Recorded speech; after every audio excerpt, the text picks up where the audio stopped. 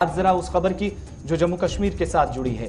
NIA अभी तक कार्रवाइयां करती रही हैं, लेकिन एनआईए के एक अफसर के खिलाफ कार्रवाई होगी, ये बहुत कम केसेस इस तरह के सामने आते हैं। और अब एनआईए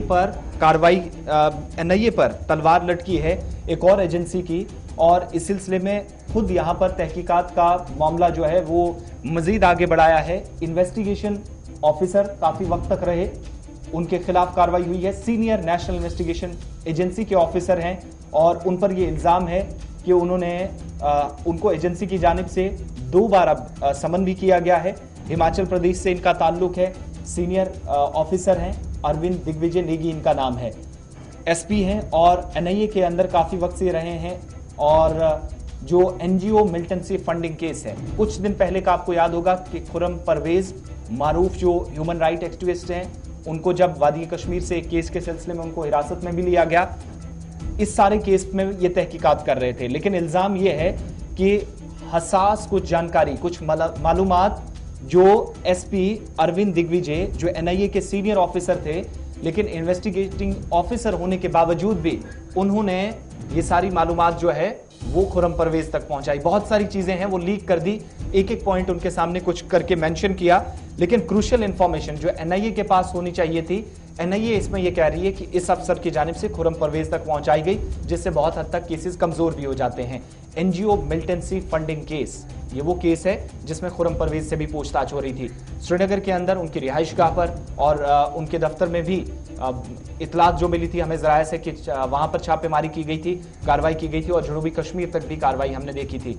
लेकिन उन सब के बीच में खुर्रम परवेज की हिरासत में आने के बाद उनसे जुड़े इस मामले में अरविंद दिग्विजय नेगी एसपी हैं, हिमाचल प्रदेश से हैं, सीनियर पुलिस ऑफिसर, एनआईए के साथ काम करते थे स्पेशल इन्वेस्टिगेटिंग ऑफिसर के बतौर। लेकिन खुर्रम परवेज को कुछ हसास मालूमात इन्होंने दी, जिसके बाद इनको अब एक बार हिरासत में लिया गया है, इनसे पूछताछ की जा रही है, बल्कि इससे पहले 2 बार उन्हें समन भी किया गया।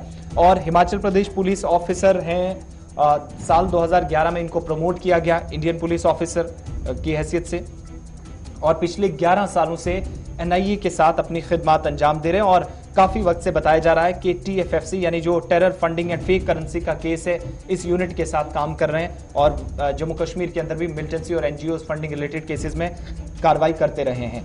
एनजीओज, ह्यूमन राइट्स और सिविल सोसाइटी ग्रुप्स जो कश्मीर के अंदर काम करते हैं, उन पर भी ये नेगी काम करते रहे एनआईए के साथ रहकर। और बहुत सारे जो फंड रेसिंग का काम था, लेकिन उस पर शक व शुबहात थे एजेंसीज को, उसमें काफी कलीदी रोल इनका रहा है। चैरिटेबल एक्टिविटीज जो होती रही उन पर इनकी नजर हमेशा से रही है। लेकिन डीएसपी देवेंद्र सिंह का जो मामला था, बताया जाता है कि उस केस में भी इन्होंने तहकीकात की है। और इसके अलावा अब जब खुर्रम परवेज तक बात पहुंची है, तो सीनियर पीडीपी के लीडर वहीद पर्रा वाले केस में भी इनके साथ बताया जाता है कि एनआईए के इस अफसर की जानिब से जो कार्रवाई की जा रही है, ये भी उस इन्वेस्टिगेशन एजेंसी जो थी उसका हिस्सा थे।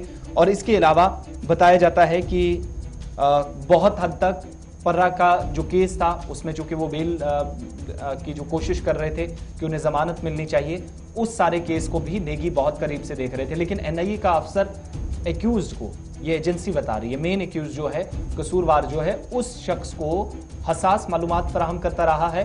विद इन इन्वेस्टिगेटिंग एजेंसी बैठकर अपने सर्कल से बाहर जाकर काम किया, इसलिए 2 बार समन किया, उससे पूछताछ भी। उनके घर पर भी छापेमारी हुई है हिमाचल प्रदेश के अंदर इस हफ्ते के आगाज में ही।